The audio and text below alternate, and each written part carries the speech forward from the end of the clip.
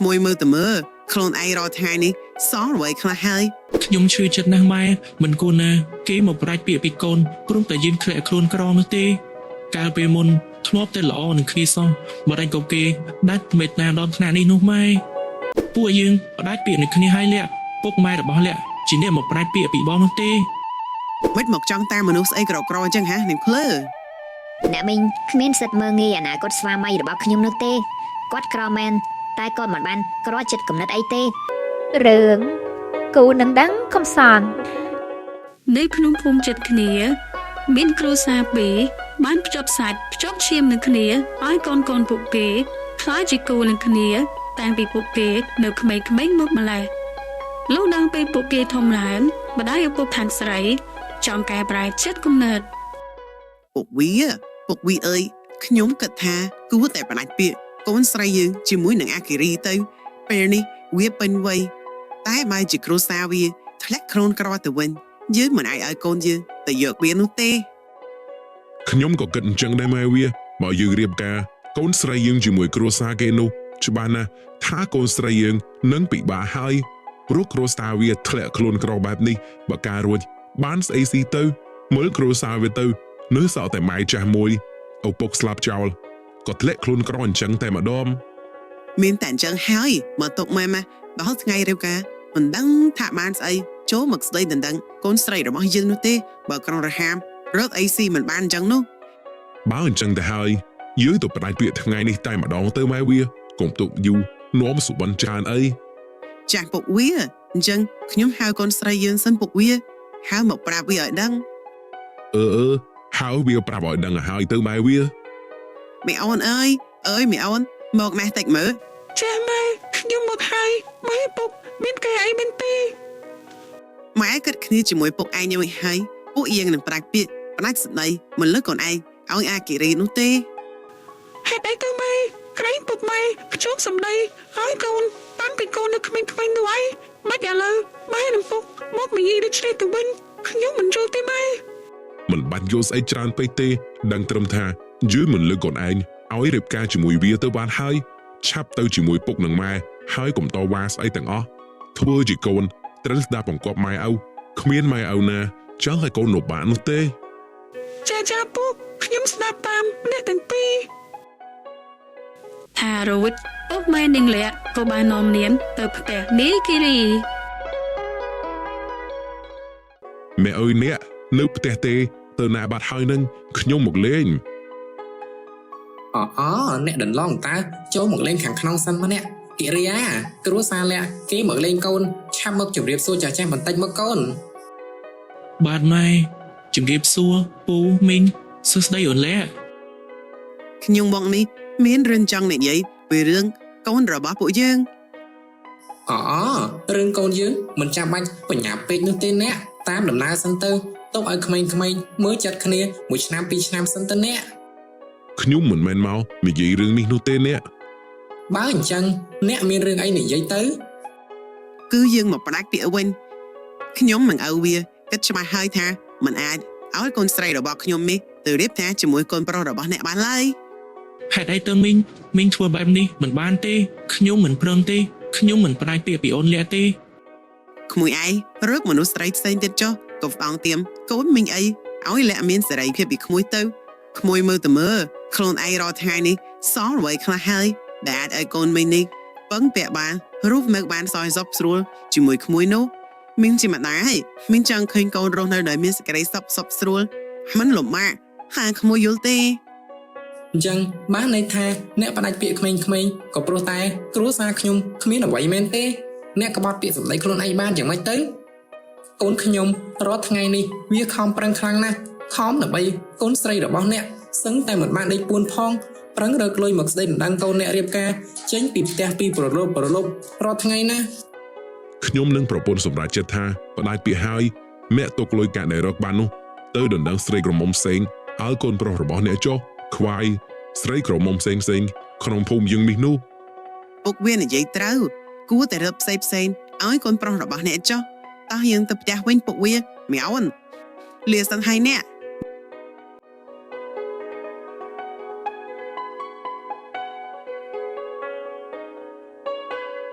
អូនលាក់អូនដែលចិត្តពីបងពិតមែនណែអូនតាមគ្រួសារអូនមែនទេ សំទោសបងគិរីខ្ញុំមិនល្អនោះទេបងរើបែបផ្សេងចុះខ្ញុំទៅសិនហើយនិយាយរួចក្រុមគ្រួសារពួកគេក៏ចេញទៅបាត់ កាត់ចិត្តទៅកូនប្រុសធ្វើម៉េចបើគេដាច់ចិត្តបែបនេះនោះពេលដែលយើងធ្លាក់ខ្លួនក្របែបនេះគេក៏ឈប់លើកូនស្រីគេឲ្យកូនមិនខ្វះទេស្រីល្អក្នុងភូមិកូនប្រឹងតែរកលុយទៅចាំសន្សំឲ្យបានច្រើនណាចាំម៉ែរកប្រពន្ធផ្សេងឲ្យកូនណា ខ្ញុំឈឺចិត្តណាស់ម៉ែមិនគួរណាគេមកប្រាច់ពាក្យពីកូនព្រមតែយើងធ្លាក់ខ្លួនក្រនោះទេកាលពេលមុនធ្លាប់តែល្អនឹងគ្នាសោះបើរែងក៏គេដាច់មេត្តាដល់ថ្នាក់នេះនោះម៉ែ ធ្វើម៉េចបើគ្រួសារយើងធ្លាក់ខ្លួនក្រគេក៏ចូលចិត្តតែអ្នកមានតែព្យាយាមកាត់ចិត្តទៅណាកូនកូនខំប្រឹងរកលុយទៅមិនខ្វះទេស្រីល្អក្នុងភូមិយើងនេះកុំពិបាកចិត្តអីណាកូនប្រុស មិនអីទេម៉ែខ្ញុំនឹងកាត់ចិត្តខិតខំរកលុយឲ្យបានច្រើន នៅថ្ងៃបន្ទាប់នាយគិរីលីអូកាត់ផ្ទះនាងលីអាបងគិរីទៅមកពីរកអូឬបងបានច្រើនមែនឬអត់នឹងបង បានគួរសមដែរតើលាក់ណែអូនយកខ្លះទុកដាំបាយដាំទឹកចុះអូន ចាស់បងអរគុណច្រើនបង នាងលាក់អាគិរីពួកឯងធ្វើស្អីនឹងហ៎ មានបានធ្វើស្អីម៉ែបងគិរីគាត់ឲ្យអូទុកដាំបាយណាម៉ែ មិនបាច់យកទេមុំឲ្យជពាក់តាមវានោះទេឲ្យវិញទៅហើយឯងលើក្រោយកុំរីអូកាត់ផ្ទះយើងទៀតដែរកុំស្មានថាយើងមិនដឹងថាឯងគិតស្អីអសោះឯងចង់អូទាញកូនកំមុំយើងឲ្យទៅរកឯងហើយលងមុំកូនកំមុំយើងឲ្យរត់តាមឯងមែនទេ មិនពិតទេអ្នកមីងខ្ញុំគ្រាន់តែរែកហោតើកាប់ភូមិធម្មតាទេតើ មិនបាច់តកែទេឆាប់ចេញពីមុខផ្ទះយើងភ្លាមទៅហើយយកអូសរបស់ឯងនេះទៅវិញផងយើងមិនឲ្យកូនយើងយកនោះទេ អញ្ចឹងខ្ញុំទៅសិនហើយណាមីងអូនលាក់ នាយគិរីយកអូរួចហើយក៏ដើរចេញទៅ នាងលាក់មានកូនឈ្គួឯងនេះប្រាប់ហើយប្រាប់ទៀតថាកុំឲ្យទៅនិយាយរកវាកុំឲ្យតាក់ទងវាទៀតមិនចេះស្ដាប់ម៉ែឪសោះនេះឯងចង់ស៊ីអំបិលជាមួយវាមែនទេនាងលាក់ ម៉ែអូច្រើនណាស់ខ្ញុំគ្រាន់តែយកអូគាត់ឲ្យទៅតាខ្ញុំទៅក្នុងវិញសិនហើយ យីនាងកូនមីឯងថាឲ្យតិចតួចសោះមិនបានដើរតិចទៀតទេយើងគ្រាន់តែបដៅឯងឲ្យល្អទេតា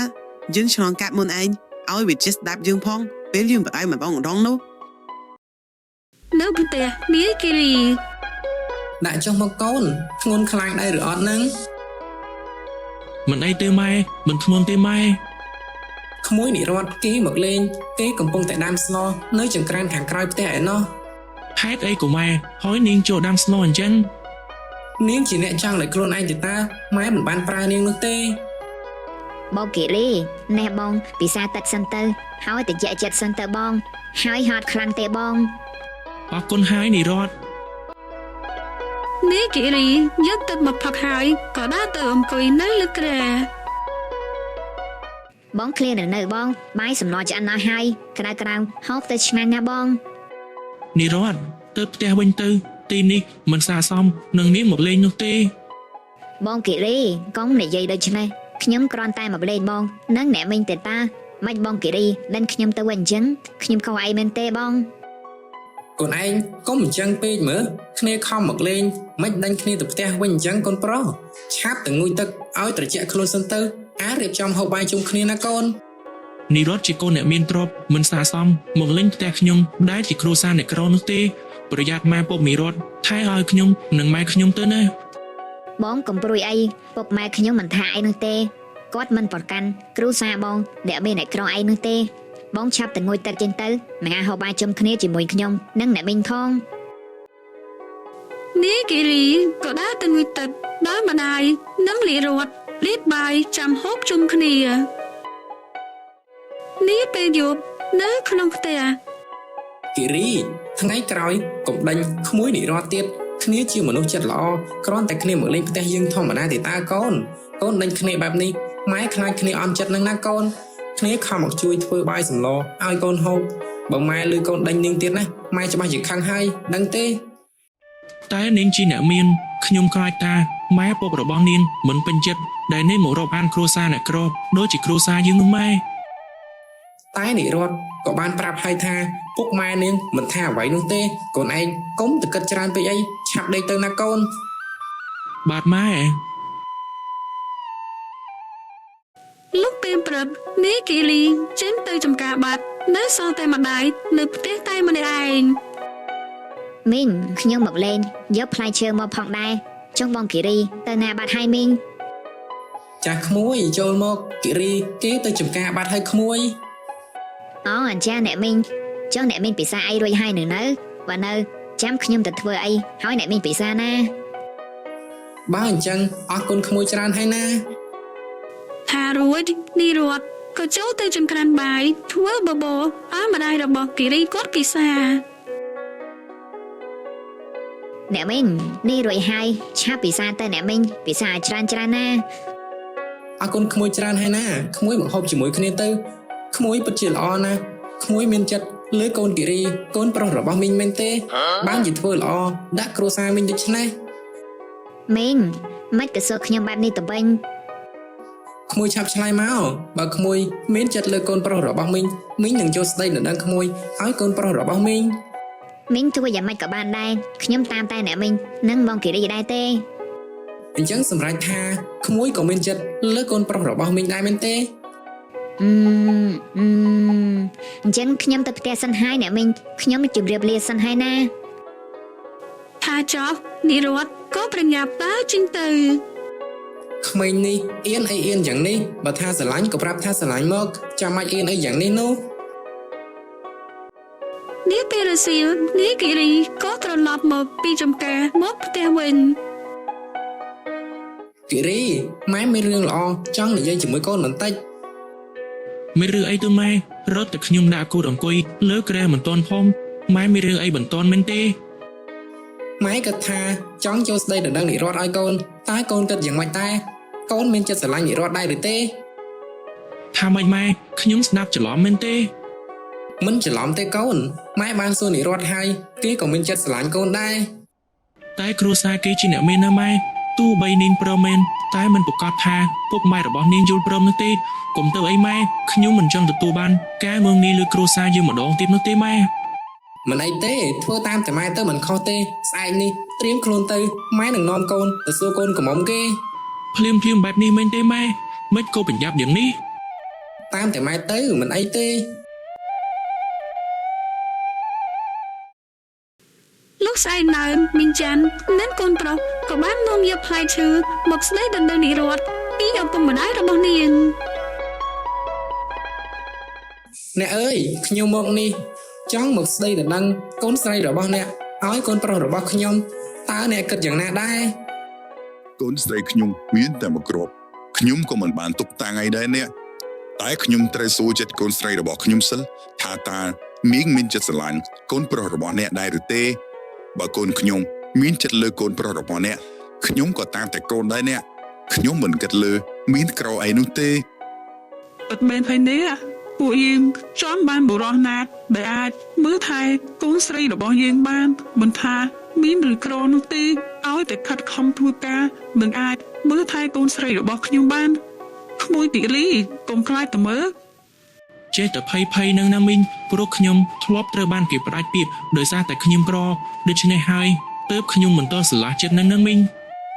ក្មួយគុំគិតដូច្នេះអីមនុស្សខុសគ្នាមិនមែនមានគំនិតដូចគ្នានោះទេគ្រួសារពូមីងមិនប្រកាន់ក្មួយមានឬក្រនោះទេឲ្យតែស្រឡាញ់កូនពូមើលថែកូនពូទៅបានហើយគឺពូចង់បានតែប៉ុណ្្នឹងឯង បាទលោកពូអ្នកមីងខ្ញុំអរគុណណាស់ អញ្ចឹងសម្រាប់ថាយ៉ាងម៉េចដែរអ្នកតើបានដែរឬទេ កូនស្រីកូនគិតបែបណាកូនព្រមដែរឬទេ ខ្ញុំតាមតែពុកម៉ែទេខ្ញុំមិនប្រកែកនោះទេលើកឲ្យរៀបការភ្លាមតែម្ដងទៅក៏បានដែរ យីកូននេះហេសុំទៅផងអ្នកកូនខ្ញុំវាឆាប់ចាំបានប្តី មិនអីទេអ្នកខ្ញុំក៏ចង់ឲ្យឆាប់រៀបការដែរអ្នក ខ្ញុំថាទុកមួយឆ្នាំអីសិនទៅអ្នកទុកឲ្យក្មេងៗចាស់ចិត្តចាស់គំនិតស្វែងយល់ពីគ្នាបន្តិចទៀតសិនទៅ អញ្ចឹងក៏បានដែរអ្នក នេះថ្ងៃបន្ទាប់នាងលាក់ក៏មកលេងផ្ទះនាងគិរី បងគិលីមីងចាន់កំពុងខ្វាយនឹង បងកំពុងតែរៀបចំហូបបាយនឹងលាក់ មកហូបបាយជាមួយបងនិងម៉ែមកលាក់ នេះគិរីបបួននឹងលាក់មកហូបបាយជាមួយគ្នា មកហូបមកដល់ហើយបងគិរីអ្នកមីង បងគិរីអ្នកណានឹងបងមិនបានជាយកមកហូបមកឲ្យបងអញ្ចឹង អូលាក់បងណែនាំឲ្យស្គាល់នេះគឺជានិរដ្ឋគូនដៅរបស់បងពួកយើងរៀបការឆ្នាំក្រោយនេះហើយណា ចុះខ្ញុំមកបងទុកនៅឯណា ពួកយើងផ្ដាច់ពាក្យនឹងគ្នាហើយលាក់ពុកម៉ែរបស់លាក់ជាអ្នកមកផ្ដាច់ពាក្យពីបងនោះទេ ម្ដាយនាងលាក់មកតាមនាងលាក់ដល់ផ្ទះនេះគិរីរួចជាស្ដីកូនញ៉ែន យើនាងលាក់មកនៅទីនេះសោះអញ្ចឹងបានអញរត់មិនឃើញហើយឯងមកធ្វើស្អីនៅទីនេះហ្នឹងណានៅផ្ទះយើងអាណាគាត់បដិអ្នកមានរបស់ឯងគេកំពុងតែចាំឯងនោះមករកវាធ្វើស្អីទៀតហ្នឹងហានាងលាក់មិនយើងបដៅឯងមិនចេះយល់បច្ចេកស្ដាប់សោះអញ្ចឹងហា ខ្ញុំមិនចង់បានប្តីអ្នកមានស្រីនោះទេម៉ែខ្ញុំមិនត្រូវការចាយវាទ្រព្យសម្បត្តិរបស់គេឯងនោះទេម៉ែខ្ញុំស្រឡាញ់បងគិរីបើម៉ែចង់បានម៉ែយកខ្លួនឯងចុះខ្ញុំមិនត្រូវការទេ នាងលាក់នាងកូនក្បាលរឹងម៉ែឪបដៅចង់ឲ្យឯងល្អមិនឯងរឹងក្បាលដល់ថ្នាក់នេះនោះហាមិនមកចង់តាមមនុស្សស្អីក្រក្រអញ្ចឹងហានាងភ្លើ បានហើយអ្នកមីងឈប់និយាយស្ដីមើលងាយបងគិរីទៅគាត់មិនបានធ្វើអីគ្រួសារអ្នកមីងនោះទេគាត់ចេះធ្វើការរកស៊ីគាត់មិនមែនក្រអស់មួយជីវិតនោះទេអ្នកមីងល្មមបានហើយ ហើយមីងជាអ្នកម៉ាមកដល់ចេះលូកមាត់ដូច្នេះហេតុអីយើងមើងងាយគ្រួសារវាមិនបាននោះមកវាក្រមែននោះ ខ្ញុំជាអនាគតប្រពន្ធរបស់គាត់អ្នកមីងគ្មានសិទ្ធិមើងងាយអនាគតស្វាមីរបស់ខ្ញុំនោះទេគាត់ក្រមែនតែគាត់មិនបានក្រចិត្តកំណត់អីទេហើយកូនស្រីរបស់អ្នកមីងនោះទេដែលមករកគូដណ្ដឹងរបស់ខ្ញុំស្ទើរតែរាល់ថ្ងៃនោះមិនអ្នកមីងមិនជាកូនស្រីរបស់អ្នកមីងបែរជាមកថាឲ្យបងគិរីទៅវិញ ណែនាងលាក់ឃើញអត់អាគិរីវាមានគូដណ្ដឹងថ្មីហើយឲ្យវាយកក្ររហាមដូចគ្នាចឹងទៅវាសមហើយមនុស្សក្រវាតែងរត់រកគ្នាអញ្ចឹងហើយ ណែមិនអ្នកឯងហ៊ានលាកូនប្រសាខ្ញុំដូចនេះកូនប្រសាខ្ញុំមិនបានក្ររហេមរហាមនោះទេគេជាគ្រួសារអ្នកមានទ្រព្យប៉ុន្តែគ្រួសារគេមិនប្រកាន់វណ្ណៈមើលឃើញតែទ្រព្យសម្បត្តិដោយគ្រួសាររបស់អ្នកនោះទេ យើងមិនចាំមើលថាគ្រួសារឯងព្រោះនៅយ៉ាងម៉េចខ្លួនក្រទេតែសប្បាយចាប់រកតែអ្នកមានតោះទៅផ្ទះវិញនាងលាក់ ថារួចម្ដាយនាងលាក់ក៏បាននាំនាងលាក់ត្រឡប់ទៅផ្ទះវិញ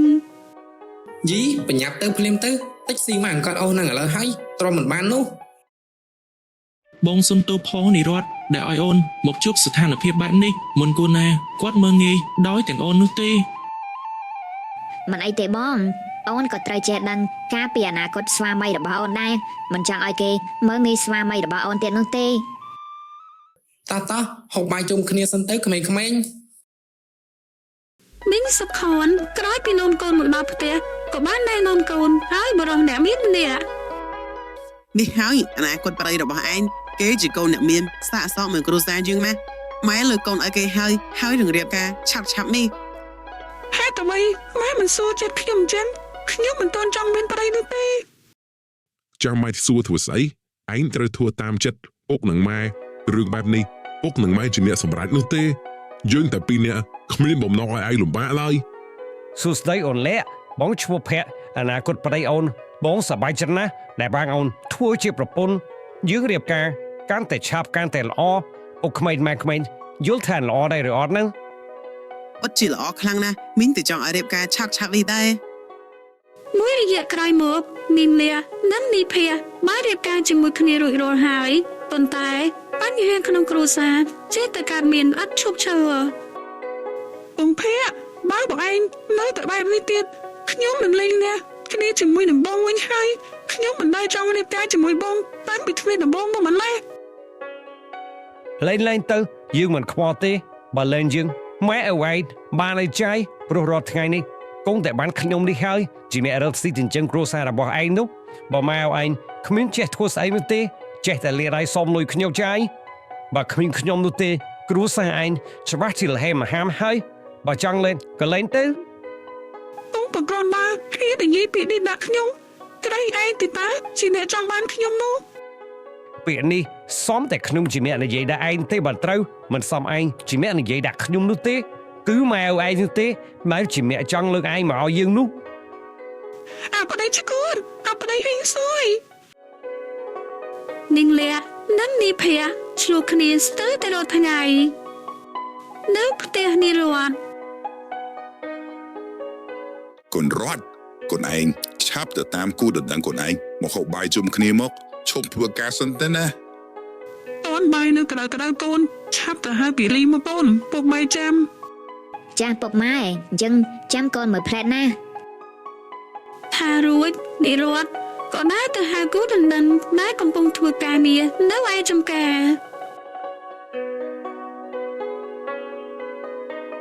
បងគិរីពុកម៉ែហៅទៅហូបបាយជុំគ្នាបងឈប់ធ្វើការសិនទៅណាបងចាំហូបរួចចាំមកធ្វើវិញ បងជិតហើយដៃឥឡូវហើយអូនឲ្យពួកគាត់ហូបមុនសិនទៅ តែពួកគាត់ឲ្យមកហៅបងណាឲ្យហូបមុនយ៉ាងម៉េចកើត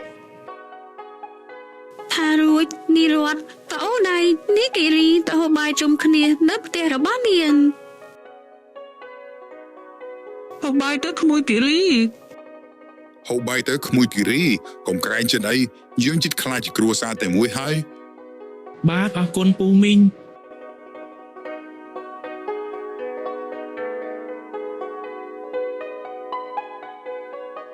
មួយឆ្នាំក្រោយមកគិរីនិងនាយរតន៍រៀបការជាមួយគ្នារួចក៏ប្រកបរបររកស៊ីពីរអ្នកប្តីប្រពន្ធពួកគេខិតខំរកស៊ីដោយមិនប្រចាំគ្នានោះឡើយលោកជាច្រើនខែកន្លងផុតទៅពីរអ្នកប្តីប្រពន្ធពួកគេកាន់តែមានជីវភាពធូរធារទៅនៅផ្ទះមានច័ន្ទ ម៉ែសប្បាយចិត្តណាស់ដែលកូនទាំងពីរនាក់ចេះស្រឡាញ់គ្នាខិតខំធ្វើការរកស៊ីជាមួយគ្នាបែបនេះកូនឃើញទេការខិតខំប្រឹងប្រែងរបស់កូនបានទទួលផ្លែផ្កាហើយ នេះក៏ដោយសារប្រពន្ធខ្ញុំដែរម៉ែប្រពន្ធខ្ញុំបានជួយខ្ញុំច្រើនណាស់បងអរគុណអូនខ្លាំងណាស់ដែលតស៊ូជាមួយបងរហូតមកដល់ពេលនេះ មិនអីទេបងកូនជាប្រពន្ធបងសមិទ្ធផលដែលទទួលបានថ្ងៃនេះជាការខិតខំប្រឹងប្រែងរបស់បង បាទអូនបងមិនចង់ឲ្យគេមើលងាយគ្រួសារយើងនោះទេជាពិសេសបងមិនចង់ឲ្យគេមើលងាយប្រពន្ធរបស់បងឡើយ តោះកូនហូបបាយជុំគ្នាសិនទៅចាំទៅវិញណាកូន បន្ទាប់ពីហូបបាយជុំគ្នារួចគិរីនិងនាយរតន៍ក៏ត្រឡប់ទៅផ្ទះវិញ អ្នកណានឹងមកលេង ខ្ញុំក៏មិនដឹងដែរបង គឺខ្ញុំណាបងខ្ញុំនាំកូនមកលេងបង លះ